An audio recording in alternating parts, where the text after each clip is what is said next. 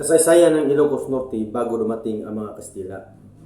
Bago pa man dumating ang mga Kastila noong ika-16 na siglo, ang lugar na ngayon ay tinatawag ng Ilocos Norte ay tahanan na ng mga sinaunang Ilocano at iba pang pangkat tulad ng Tinggian or Itnig at Igorot sa kabundukan. Sinaunang pamayanan. Ang mga sinaunang pamayanan ay karaniwang matatagpuan sa baybayin, kapatagan at tabi ng ilog. Pinamumunuan ang bawat pamayanan ng isang dato o pangulo. May sarili silang batas, kaugalian at sistema ng hustisya. Kabuhayan. Pangunahing kabuhayan ang pagsasaka, lalo na ng palay. Dahil malapit sa ilog o malapit sa dagat, mahalaga rin ang pangingisda at kalakalan. Nakipagkalakalan sila sa mga karatig rehiyon at sa mga mangangalakal mula China at Timog Silangang Asya, kapalit ng ginto, palay, asin at iba pang produkto. Paniniwala at relihiyon. Ang mga sinaunang Ilocano ay animista. Naniniwala sila sa mga anito, espiritu ng kalikasan at ninuno. Nagsasagawa sila ng mga ritual at handog para sa masaganang ani, kalusugan, proteksyon laban sa sakuna.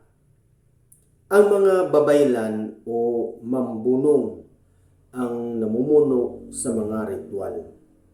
Ugnayan at digmaan.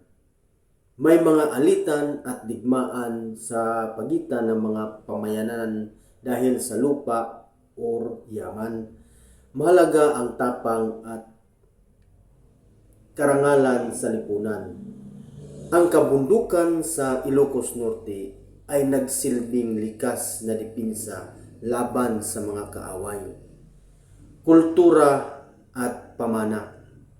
Mayaman ang kultura sa awit, epiko, salawikain at tradisyon. Ang matibay na ugnayan ng pamilya at komunidad ay sentro ng kanilang pamumuhay. So, bago pa man dumating ang mga Kastila, ang Ilocos Norte ay may maayos na pamayanan at pamumuno, may sariling paniniwala at kultura, aktibo sa kalakalan at agrikultura.